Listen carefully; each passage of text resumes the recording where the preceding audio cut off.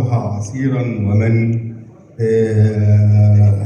يمسكها بيديه. عشان تعزمنا على عصير مانجو بعد. نعم نعم نعم. أسميتها حبة المانجو الراقصة.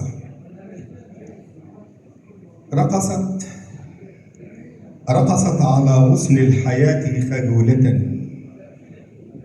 كالنجم يلمع في ظلام الغيهب، فتدلى والأم الشجرة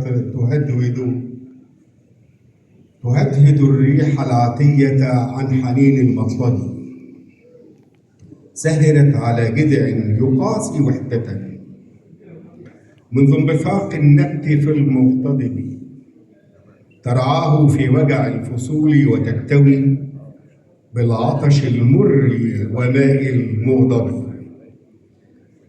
حتى إذا بلغت ثمار حنانها ملك النضوج تهدهدت لمعجب، تتساقط الثمرات في رفق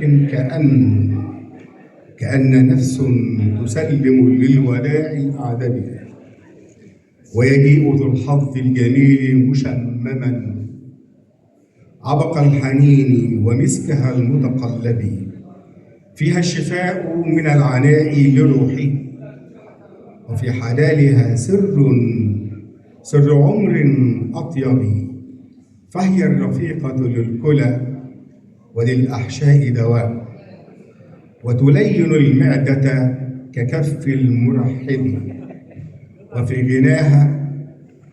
وفي غناها بالفيتامين معادن تحمي القلوب وتنقي من تعب، وتزيح عن عينيه غيم جفونها، وتعيد إسراق المحيا المتعب، يخشى التهام نعمته في لحظة ويريد أن تخلد كبوح المذنب، لكنه يلقي النواة بأرضه ويقيم سلطان الحياة لمذهبه. وهنا تطل وضاح الرفاعي في أثوابها. الأم زرعت حباتها في المغرب، واليوم تجني من عسل ثمرتها، حلو الحصاد كدمعة المتغرب، فينام فيها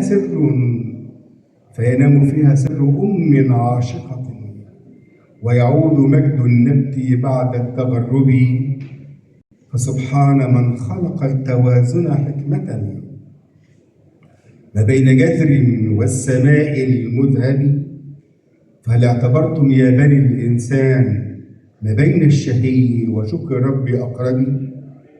سبحان ربي في الجمال لطائف وحكم تروى للعقول المذهب.